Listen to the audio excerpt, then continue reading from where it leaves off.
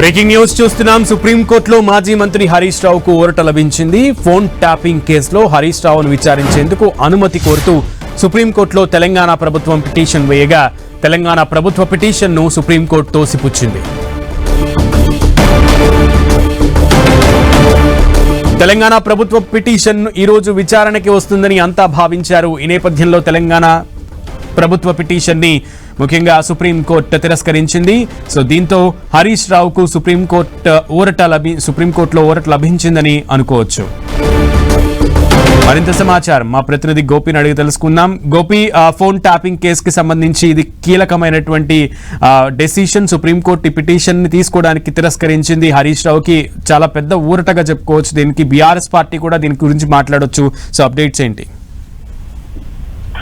సుప్రీంకోర్టులో హరీష్ రావుకు భారీ ఊరట అని చెప్పుకోవచ్చు. ఫోన్ ట్యాపింగ్ కేసులో హరీష్ రావును విచారించేందుకు అనుమతించాలంటూ కూడా రాష్ట్ర ప్రభుత్వం దాఖలు చేసిన పిటిషన్ ని సుప్రీంకోర్టు కొట్టివేయడం జరిగింది. జస్టిస్ నాగరత్న ధర్మాసనం ముందుకు ఈ పిటిషన్ విచారణకు రావడం జరిగింది. ఫోన్ ట్యాపింగ్ కేసులో మాజీ మంత్రి హరీష్ రావును విచారణకు అనుమతించాలంటూ కూడా తెలంగాణ ప్రభుత్వం తరఫున న్యాయవాదులు వాదనలు వినిపించడం జరిగింది.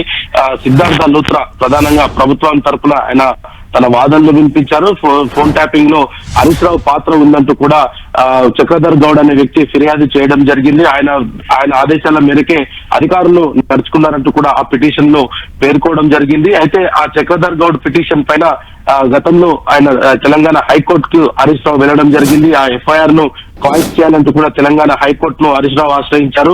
తెలంగాణ హైకోర్టు చక్రధర్ రావు పిటిషన్ పైన దాఖలైన ఎఫ్ఐఆర్ ను క్వాయిస్ చేయడం జరిగింది. అయితే ఆ ఎఫ్ఐఆర్ క్వాయిస్ ని సవాలు చేస్తూ సుప్రీంకోర్టులో తెలంగాణ ప్రభుత్వం పిటిషన్ దాఖలు చేయడం జరిగింది. అధికారులను అప్పట్లో ఉన్న మంత్రిగా పనిచేసిన వ్యక్తి అధికారులను తన అధికార దుర్వినియోగం చేస్తూ అధికారులకు కీలక ఆదేశాలు జారీ చేయడంతో ఈ టెలిఫోన్ ట్యాపింగ్ జరిగిందంటూ కూడా ఇటు సుప్రీంకోర్టులో సిద్ధార్థ లూత్రా తన వాదనలు కూడా వినిపించడం జరిగింది. అయితే ఇప్పటికే ఈ కేసుకు సంబంధించి కొన్ని కీలక సూచనలు గతంలో టెలిఫోన్ ట్యాపింగ్ కి సంబంధించి కూడా సుప్రీంకోర్టులో కొన్ని కీలక సూచనలు చేసిన నేపథ్యంలో తెలంగాణ హైకోర్టు తీర్పు పైన ఇప్పుడు తాము ఇప్పటికిప్పుడు జోక్యం చేసుకోలేమంటూ కూడా ధర్మాసనం తన అభిప్రాయాన్ని కూడా వ్యక్తం చేయడం జరిగింది. చక్రధర్ గౌడ్ పిటిషన్ లోని ఈ హరీష్ రావుకు సంబంధించిన అంశం పైన మెరిట్స్ పూర్తిగా లేకపోవడంతో తెలంగాణ ప్రభుత్వం దాఖలు చేసిన పిటిషన్ ని సుప్రీంకోర్టు కొట్టివేయడం జరిగింది. దీంతో హరీష్ రావుకు కొంత ఊరట లభించింది. ఇప్పటికే తెలంగాణ ప్రభుత్వం దాఖలు చేసిన ఏదైతే టెలిఫోన్ ట్యాపింగ్ కి సంబంధించిన కేసులో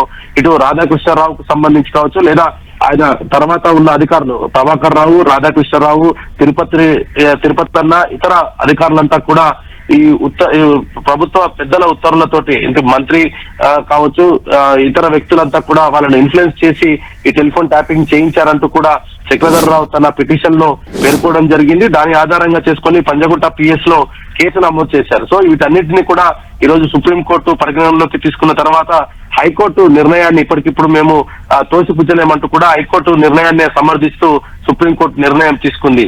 Sunil. Okay Gopi, thank you.